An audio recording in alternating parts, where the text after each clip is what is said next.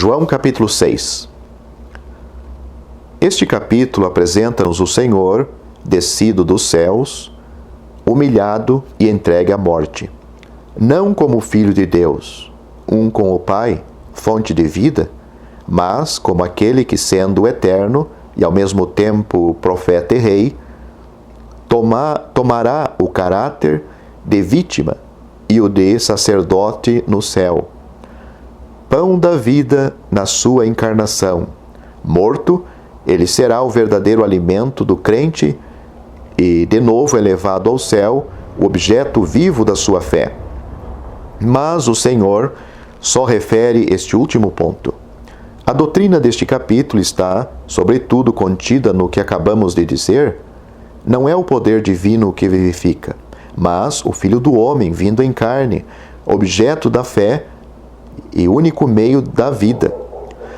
No entanto, embora singelamente anunciado pelo chamamento da graça, não é o seu lado divino que vivifica quem ele quer, mas a fé que está em nós e que nos liga ao Salvador. Todavia, em ambos os casos, ele opera independentemente dos limites do judaísmo. Ele vivifica quem quer e vem para dar a vida ao mundo. Esse discurso do Senhor teve lugar por ocasião da Páscoa, figura que o Senhor devia cumprir pela sua morte. O assunto do que nos fala. Note-se que todos estes capítulos apresentam o Senhor e a verdade que ele nos revela, em perfeito contraste com o judaísmo, que ele deixava e punha de lado. No capítulo 5, era a incapacidade da lei e das suas ordenanças. Aqui são as bênçãos prometidas aos judeus sobre a terra da parte de Deus, conforme o Salmo 132, versículo 15, e os caráteres de profeta e de rei que, cumpridos pelo Messias nas suas relações com os judeus, foram contraste com a nova posição de Jesus e com o novo caráter em que toma a sua doutrina por causa da sua rejeição. É este contraste que caracteriza todos os distintos assuntos deste Evangelho. Examinemos agora este capítulo. Em primeiro lugar, Jesus provê as necessidades do povo segundo a bênção prometida no Salmo 132 e que o próprio Deus devia cumprir. A este respeito, o povo reconhece Jesus por o profeta e pretende, pela força, fazer dele seu rei, mas o Senhor recusa esta oferta. Ele não podia tomar tal posição de modo carnal, por isso Jesus os deixa e se retira para o monte sozinho. Era em figura a sua posição como sacerdote no alto. São estes os três caráteres do Messias em Israel, mas o último tem uma aplicação completa e especial para os santos no tempo atual, comandando na terra e continuando assim a posição do remanescente. O Senhor é, ao mesmo tempo, rei e profeta. Jesus deixa o povo para subir ao alto, à parte. Tomava, assim, quanto ao significado do ato, a posição de sacerdote no alto. Os discípulos entram no barco, mas, sem ele, são sacudidos pelas ondas do mar, encapelado. Sobrevêm as trevas, é o que sucederá ao remanescente aqui neste mundo, e Jesus não está lá. Entretanto, Jesus junta-se aos seus, e estes recebem-no com alegria. E logo o barco chega ao seu destino. Impressionantemente, quadro do remanescente, percorrendo o seu caminho sobre a terra durante a ausência de Cristo e ansiando cada qual encontrar-se imediatamente com Ele, inteira bênção e descanso que terá lugar quando Jesus voltar. A aplicação direta deste fato é para o remanescente. No entanto, como indicado já, nós somos, quanto à nossa passagem sobre a terra, a continuação desse remanescente. Cristo está em cima, para nós, enquanto nós estamos na tempestade aqui neste mundo. A parte subsequente do capítulo, o pão da vida, é propriamente para nós. É o mundo que está em questão e não Israel. Com efeito, ainda que Cristo seja para Israel como Arão, adentro do véu, enquanto ele se encontra lá, os santos têm o seu caráter celeste. Esta parte do Evangelho, tendo mostrado o Senhor como profeta neste mundo, e recusado a realeza, o que só sucederá quando ele voltar para se encontrar com o remanescente, quadro histórico do que ele era e do que ele será, ensinando-nos o que ele é para a fé, mostra-nos qual é o seu verdadeiro caráter e que o alvo de Deus ao enviá-lo para fora de Israel está em relação com a sua graça soberana. O povo procura-o, e é certo, mas a verdadeira obra que Deus reconhece é crer naquele que ele enviou. Assim temos este alimento que permanece para a vida eterna, alimento que o Filho do Homem devia dar. É sobre esse caráter que Jesus se apresenta aqui, do mesmo modo como se tinha apresentado sobre o Filho de Deus no capítulo 5, porque sobre ele o Pai pusera o seu selo. Jesus tomara o lugar de Filho do Homem em humilhação aqui na terra. Fizera-se batizar por João, e nesse caráter o Pai o selara, o Espírito Santo descera sobre ele. A multidão pede-lhe um sinal semelhante ao do maná, versículo 30 e seguinte, mas ele próprio é o verdadeiro sinal, a prova irrecusável da bondade de Deus, a qual o maná tinha prestado um testemunho passageiro. Ele é o verdadeiro maná. Moisés não tinha dado o pão celeste da vida? Os pais deles tinham morrido no mesmo deserto onde tinham comido o maná? O Pai dava-lhes, neste momento, o verdadeiro pão do céu? Aqui, note-se, não é o Filho de Deus que dá e que é a fonte, o soberano comunicador da vida a quem ele quer. Aqui, ele é o objeto colocado diante da fé, aquele que nós comemos, de quem nos alimentamos, em quem encontramos a vida, de quem vivemos, de sorte que nunca mais teremos fome, mas as multidões não creem nele. Em boa verdade, não se tratava de toda a massa humana de Israel, ou como tal considerada. Aquele que o Pai daria a Jesus, esses viriam a ele. Até ali, ele era, por assim dizer, o objeto passivo da fé. Mas agora já não o é. Agora ele vivifica aqueles que ele quer. Está lá para receber todos aqueles que o Pai lhe enviar. Aliás, fosse quem fosse o que viesse, de maneira nenhuma ele o lançaria fora. Inimigo, gentil ou zombador, nenhum teria vindo a ele se o Pai o não tivesse enviado. O Messias estava ali para fazer a vontade de seu Pai.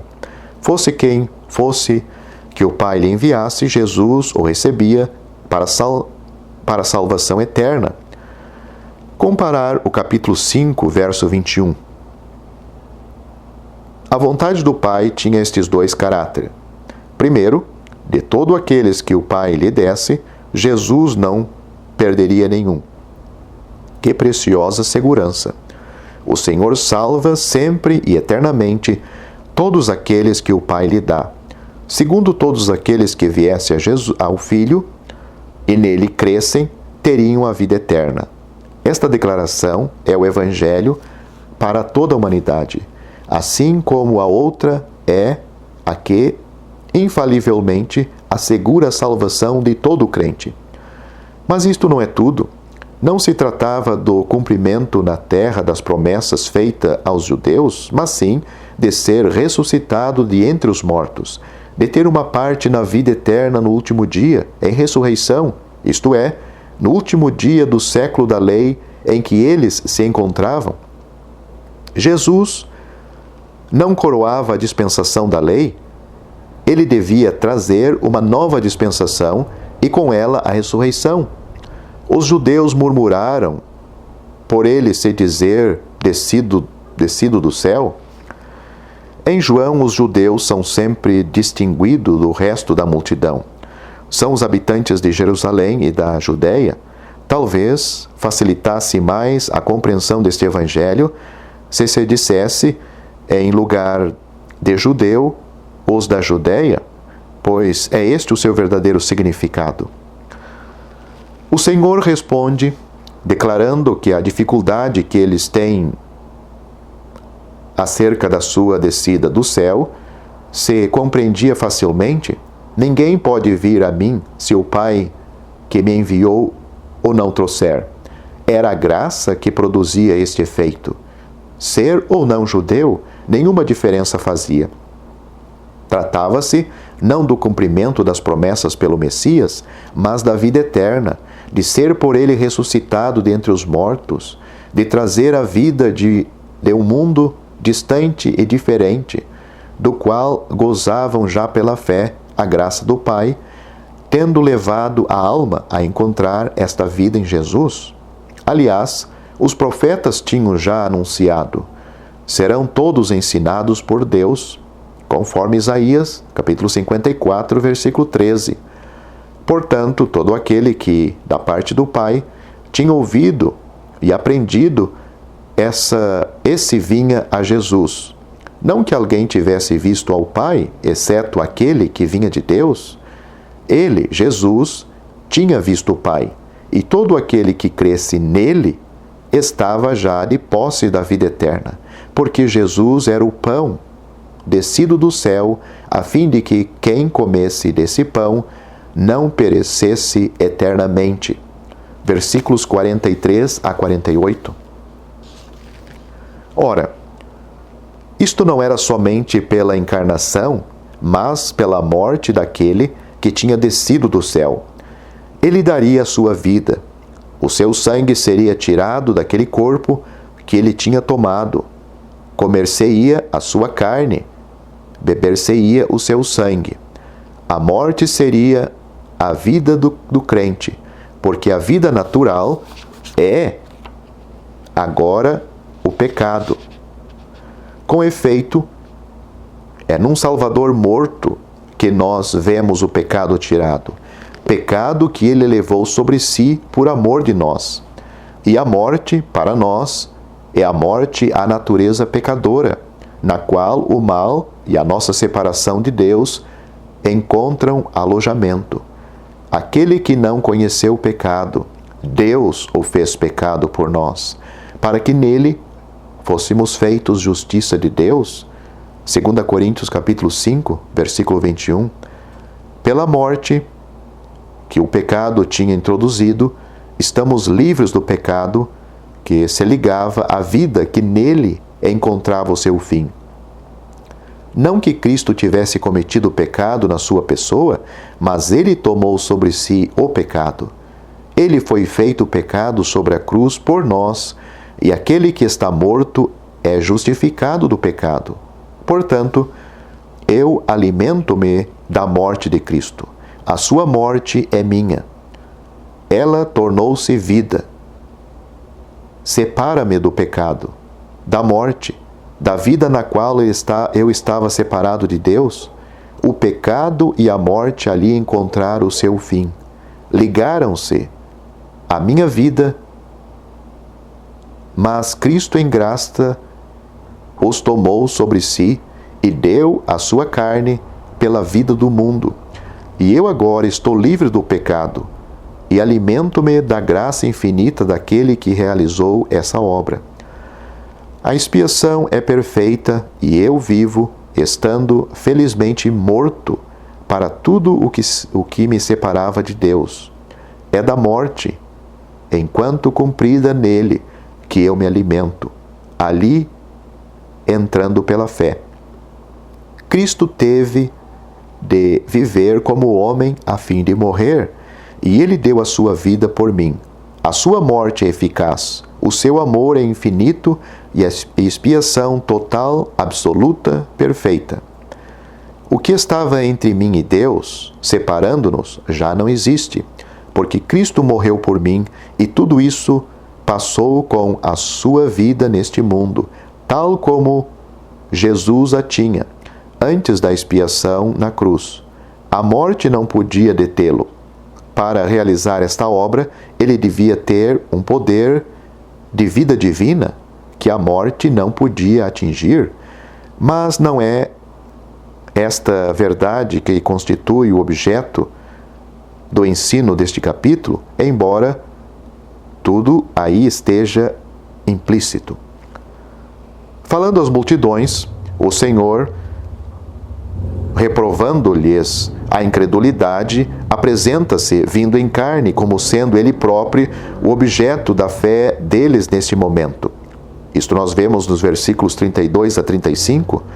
Aos judeus, expondo-lhes a doutrina, repete que ele, Jesus, é o pão vivo descido do céu, do qual, se um homem comer, viverá para sempre. Mas é preciso compreender, ao mesmo tempo, que não se podia parar ali, era indispensável receber a sua morte. Jesus não diz aquele que come, mas sim que era preciso comer a sua carne e beber o seu sangue. Era preciso entrar plenamente no pensamento, na realidade da sua morte. Ele fala que era necessário receber um Messias não vivo, mas morto para o homem, morto diante de Deus. Não subsiste agora como um Cristo morto, mas é necessário reconhecer a sua morte, vivê-la, alimentar-se dela, tomar o nosso lugar diante de Deus, participando nela pela fé, sem o que não há vida em nós. Esta verdade é de grande importância no que concerne à questão dos sacramentos. Uma das escolas, chamada Poseiti, declara que os sacramentos são a continuação da encarnação. É um erro tremendo e uma forte negação da fé. Os dois sacramentos, a ceia e o batismo, significam a morte. Somos batizados para a morte de Cristo. A ceia é, incontestavelmente, um emblema dessa morte. Emprego as palavras negação da fé, porque o Senhor mostra que se alguém não comer a sua carne, nem beber o seu sangue, não terá vida em si mesmo. Na sua encarnação, Cristo permanece só. A sua presença na carne, neste mundo, mostrava que Deus e os homens, pecadores, não podiam estar unidos. O fato de ele vir como homem a este mundo conduziu à sua rejeição, provando assim a impossibilidade da união ou mesmo de qualquer fruto produzido nesse campo. Era preciso que a redenção intervisse, que o sangue de Cristo fosse derramado, que ele fosse levantado da terra, atraindo deste modo todos os homens a si. Se a morte não intervisse, ele ficaria só. Os discípulos não podiam participar do pão que desce do céu. Se eles não comessem a sua carne nem bebessem o seu sangue. Um sacrifício feito de comida que não fosse acompanhado de uma oferta na qual o sangue fosse derramado não tinha nenhum valor, ou antes, tornava-se um sacrifício como o de Caim. Além disso, a ceia apresenta-nos um Cristo morto e nada mais. É o sangue derramado do corpo. Mas um tal Cristo já não existe. E é por isso que a transubstanciação, a consubstanciação e todas as doutrinas semelhantes são simples e absurdas fábulas. Pelo Espírito Santo, somos unidos a um Cristo glorificado e celebramos esta morte, infinitamente preciosa, sobre a qual repousa toda a nossa bênção e graça, pela qual temos sido guiados até onde nos encontramos. Fazemo-lo em memória dele, e em nossos corações alimentamo-nos daquele que foi dado por nós. Assim como Moisés e a sua obra seria para o mundo, assim também não se viveria da nossa própria vida, mas da de Cristo, dele se alimentando. Nesta linha de pensamento, Jesus volta à sua própria pessoa. Estando estabelecido a fé na sua morte, permanecer-se-ia nele. Versículo 56. E estar-se-ia nele diante de Deus, segundo toda a sua aceitação junto do Pai, segundo toda a eficácia da sua obra ao morrer.